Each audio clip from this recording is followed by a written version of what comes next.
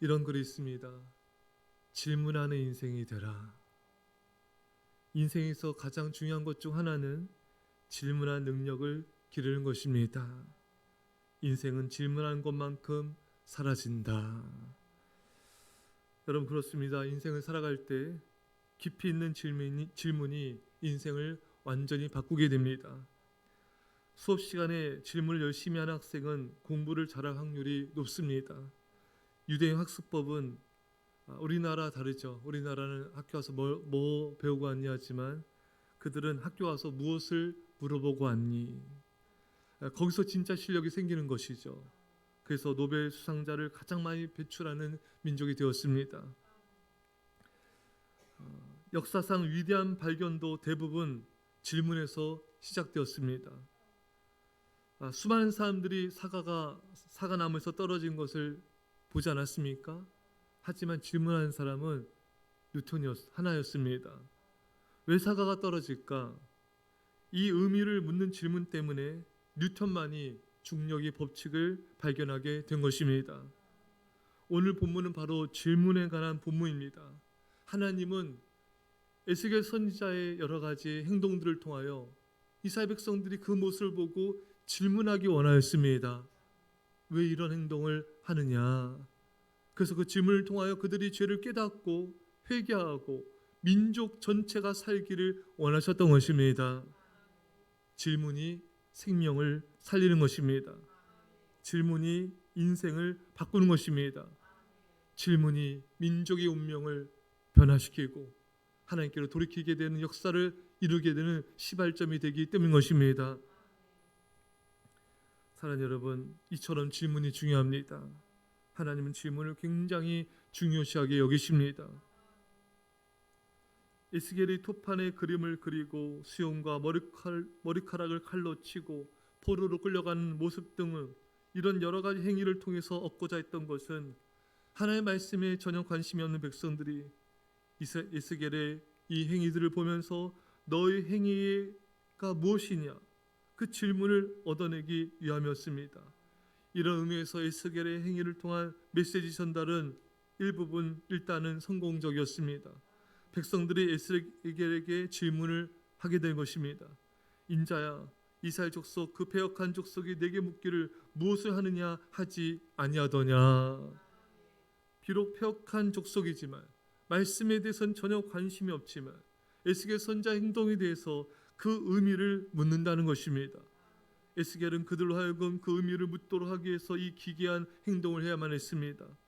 백성들이 질문하도록 하는 것이 이 모든 행동의 목적이었습니다. 하나님은요, 우리가 누군가의 어떤 행동을 볼 때, 또 누군가의 말을 들었을 때 질문을 하기를 원하십니다. 하나님께 나가서 질문하기 원하는 거예요. 어떤 행동, 어떤 사건, 어떤 고난, 어떤 역경이 올 때 하나님 우리가 그 의미를 묻기를 원하십니다. 그 의미를 깨닫고 회개하기를 원하십니다. 사랑하는 여러분, 어떤 질문하고 있습니까? 우리에게 일어난 일들을 보면서 하나님, 이것이 어떤 의미입니까? 하나님, 이것을 통해서 제게 말씀하시는 것이 무엇입니까? 그 의미를 묻고 감사하고 회개하고 깨닫고 순종하기를 하나님은 원하십니다. 의미를 묻는 인생은 깊이 있는 생각을 하게 됩니다. 하나님의 말씀과 하나님의 역사에 대한 깊이 있는 생각을 통해 우리 하나님을 깊이 만날 수가 있습니다. 어떤 사람을 통하여, 에스겔을 통하여 말씀하셨듯이 주의 종을 통하여, 또 믿음의 사람을 통하여, 또 누군가의 행동을 통하여 우리에게 당신의 메시지를 전해주신 것입니다. 어거스틴이 방황하고 하나님을 떠나 있을 때, 그가 어느 날 길을 걷고 있을 때 어린 아이들의 떠드는 소리가 들렸습니다. 그 떠드는 소리 속에서 톨레에게 집어 읽어라. 어거스틴은 성경을 집어서 펴서 읽었죠. 그 말씀을 통하여 어거스틴은 정말 하나님 앞에 철저히 회개하게 되고 변화되어지고 그 인생이 바뀌게 되었습니다. 다윗은 자신의 아들 압살롬의 반역 때문에 피난길에 오르게 됐을 때 시므이가 다윗에게 저주를 퍼붓습니다. 너의 죄 때문에 이렇게 된 것이다. 이런 저주를 퍼부을 때 다윗은 그 말 속에서 하나님의 음성을 듣게 됩니다. 다윗의 부하가 시므이를 추려했을 때 아니다. 그를 통하여 내게 말씀하시는 것이다. 다윗은 질문한 것이죠. 시므이가 왜 내게 저주를 퍼붓을까? 아, 하나님의 뜻이 있었구나. 누군가 나에게 가슴 아픈 말을 했을 때 여러분 분노를 가라앉히고 하나님께 잠잠히 귀를 기울이면 하나님의 음성을 듣게 됩니다. 때로 하나님 우리에게 그 말을 통하여 인내하라, 또 회개하라, 감사하라, 충성하라, 용서하라, 충성하라고 우리에게 계속해서 메시지를 전해주고 있는 것입니다. 주의 종을 통하여 말씀하고 있어요. 사람들을 통하여 말씀하고 있습니다. 그런데 사람들은 귀를 닫고 그것을 우습게 여깁니다. 그 음성을 하찮게 여깁니다.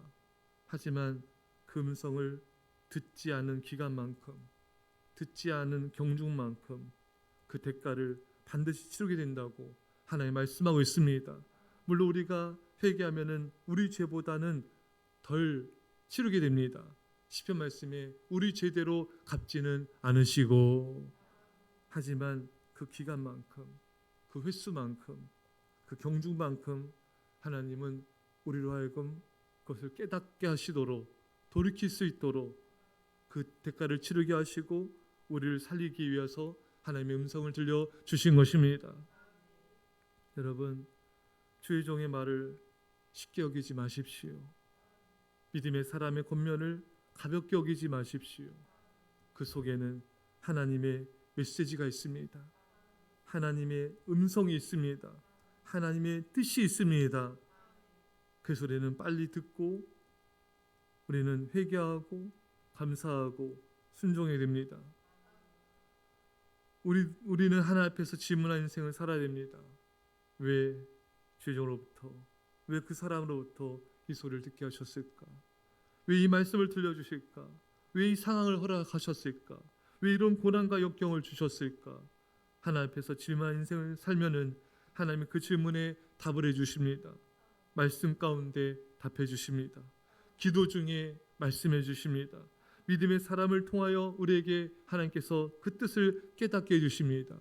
환경을 통해서도 알게 해주십니다. 따라서 우리는 믿음으로 질문해야 됩니다.